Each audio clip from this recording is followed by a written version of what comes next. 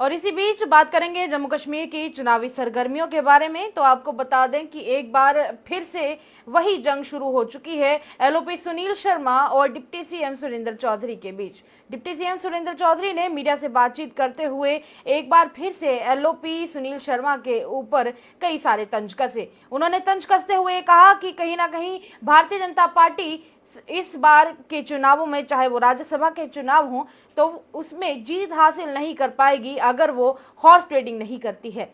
दूसरी तरफ इसी के साथ उन्होंने सुनील शर्मा के बारे में ये भी कहा कि सुनील शर्मा काफ़ी ज़्यादा अहंकारी हैं और जिस तरीके की बात करते हैं उनकी बातों से उनका अहंकार साफ झलकता है। उनका ये कहना था कि कहीं ना कहीं अगर दिवाली के गिफ्ट की बात करें तो जम्मू कश्मीर की जनता को जो फिलहाल दरबार मूव का गिफ्ट मिला है वही दिवाली का सबसे बड़ा गिफ्ट है। आइए चलिए देखते हैं इस वीडियो में।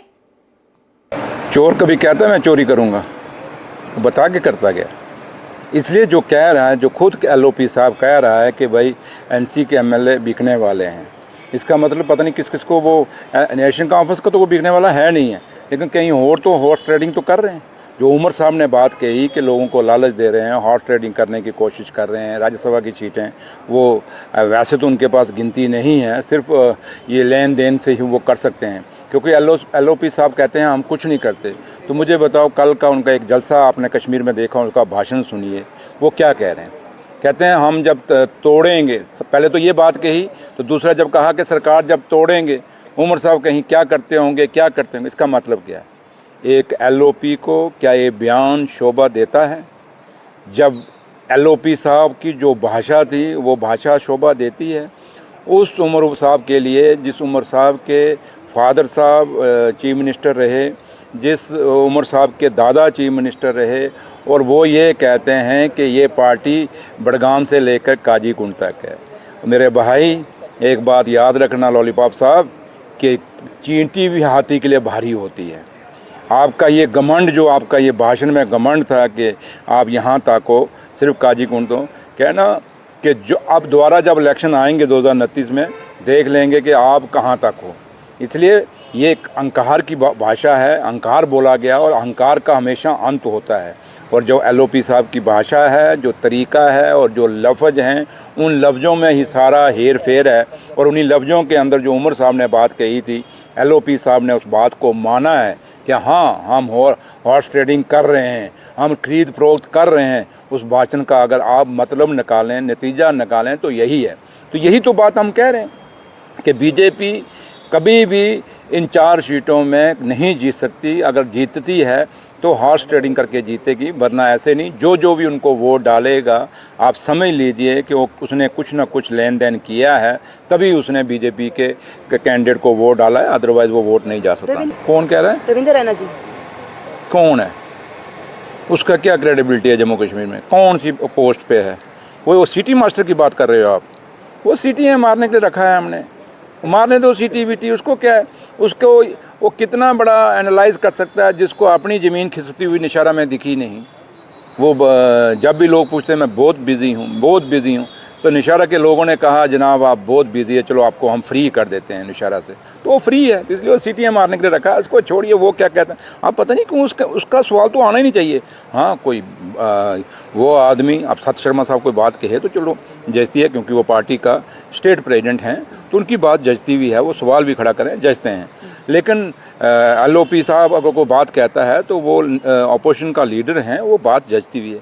ये जिसकी आप बात कर रहे हो, एक तमाशे वाले की, ये तमाशा गुगली फेंकता है, आगे निकल जाता है। इसको छोड़िए, इसको मैं सीरियस नहीं लेता। सर, एलओपी ने प्रीपेड मीटर्स को लेकर सीएम उमर अब्दुल्ला पर तंज किया और ये कहा कि ये आंटी अब्दुल्ला सरकार है, क्योंकि वो अपनी आंटी की वहाँ पर मिसाल दे रहे हैं। वो तो सोने की चम्मच में खाते हैं, उन्हें गरीबों का क्या पता। मैंने कहा ना आपको कि उमर अब्दुल्ला साहब को नहीं पता ना, तभी तो जम्मू में जो जम्मू की लड़खड़ाती अर्थव्यवस्था थी, जम्मू के लोगों को एक छोटे सा, एक नाई की दुकान से लेके, एक सब्जी की दुकान से लेके, एक दूध बेचने वाले से लेके, एक करियाना और मनियारी की दुकान से लेके, बड़े वे मेल तक, बड़े बड़े जो आपके शोरूम हैं उन तक लेके, अगर उनका किसी ने फैसला किया, उनकी द्वारा रोजी को कहीं बहाल किया, ये दरबार मूव का फैसला छोटा फैसला नहीं है, ये उमर अब्दुल्ला साहब का लिया हुआ फैसला है।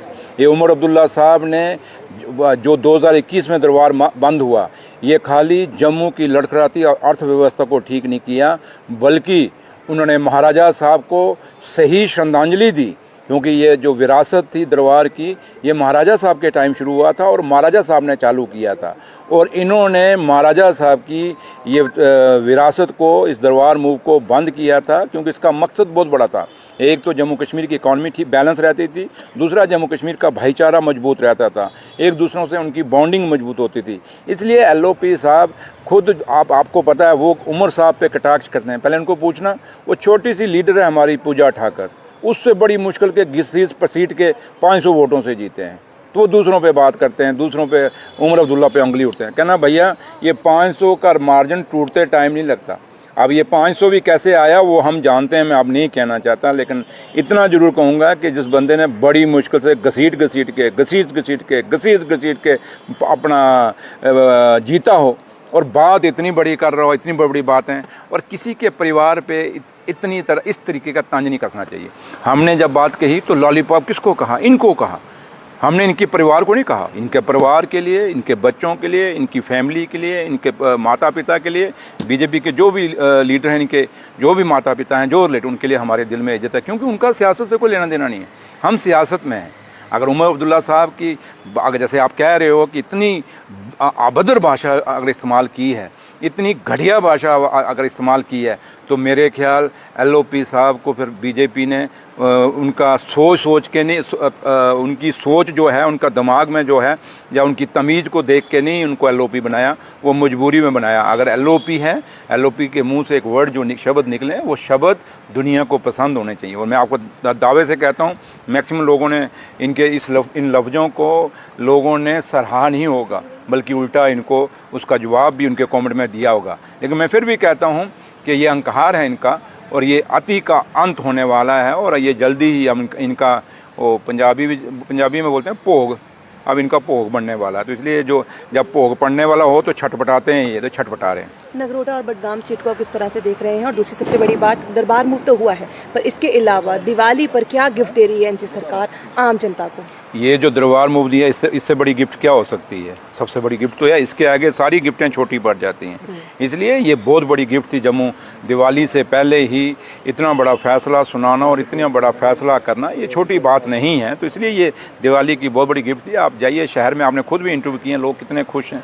इवन के जो जिन्होंने RSS के लोग हैं, अंदर जाके वो भी खुश हैं, शुक्र है उमर साहब ने हमारी दुकान बचा दी है। इसलिए हर बंदा जो जिसका रोजगार इस दरबार के साथ जुड़ा हुआ था, वो खुश है।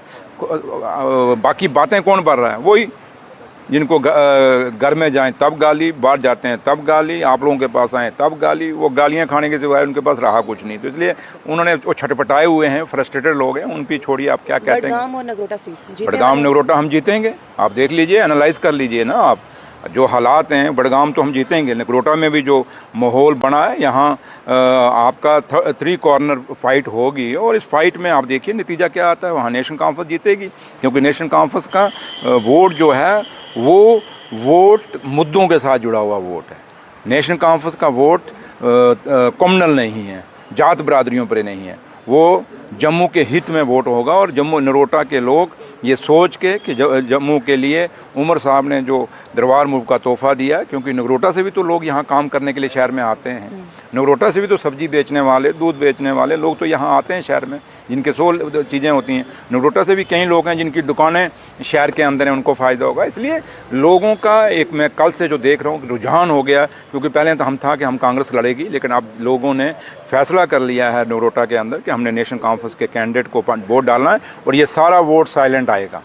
आप ये बात मेरी याद रखना, साइलेंट। जैसे मेरा वोट नौशहरा में साइलेंट पड़ा था, लोग कहते थे सुरेंद्र चौधरी हार गया, लेकिन अंदर से हमें करंट पता था क्या था। तो इसलिए ये अंदर से वोट आएगा। और नगरोटा के आपके देवयानी राणा भी हैं, और जो कि एक बार मिनिस्टर रह चुके हैं, वो भी एजुकेशन मिनिस्टर। देखिए अब हरदेव सिंह साहब क्या करते हैं, दूसरे क्या करते हैं, लेकिन मुझे अपनी, मैं नेशनल कॉन्फ्रेंस की बात कर रहा हूँ। जहाँ आप देवयानी की बात कर रहे हैं, छोटी बच्ची है, ठीक है, अच्छा है, इलेक्शन लड़ रही है, राणा साहब की बेटी है, और राणा साहब के लिए हमारे को इज्जत है। बट ये सियासत है, लोगों को पता हमने काम करवाने हैं। 28 MLA जिताए हुए ना, क्या काम कर रहे हैं? और आज सरकार किसकी है? उमर अब्दुल्ला की। तो लोग जो हैं एमएलए कौन किसका होना चाहिए, अपोजिशन का है या सरकार का। तो लोगों ने फैसला ये करके सोच के देना है कि हमने सरकार का एमएलए जिताना है, ना कि हमने अपोजिशन का एमएलए जिताना है। तो अगर सरकार का एमएलए जिताना है तो वो मैडम शमीम है जो नेशनल कॉन्फ्रेंस की कैंडिडेट है, जिससे वहाँ काम भी होंगे, वहाँ मिनिस्टर भी, उनके जीतने के बाद मिनिस्टर भी जाएंगे और चीफ मिनिस्टर भी साथ जाएंगे और काम होते रहेंगे। तो इसलिए लोगों ने फैसला सरकार को देख के वोट देना है कि आज हमको फ़ायदा कहाँ से होना है। या रविंदर रहना हो, फिलहाल इन दोनों के पीछे पड़ गए हैं और कोई नहीं बल्कि डिप्टी सीएम सुरेंद्र चौधरी। हालांकि डिप्टी सीएम सुरेंद्र चौधरी के बयानों की बात करें तो लगातार डिप्टी सीएम सुरेंद्र चौधरी हमेशा कंट्रोवर्सीज के बीच में रहते हैं और आए दिनों अपने द्वारा दिए गए बयानों को लेकर हमेशा चर्चा में रहते हैं।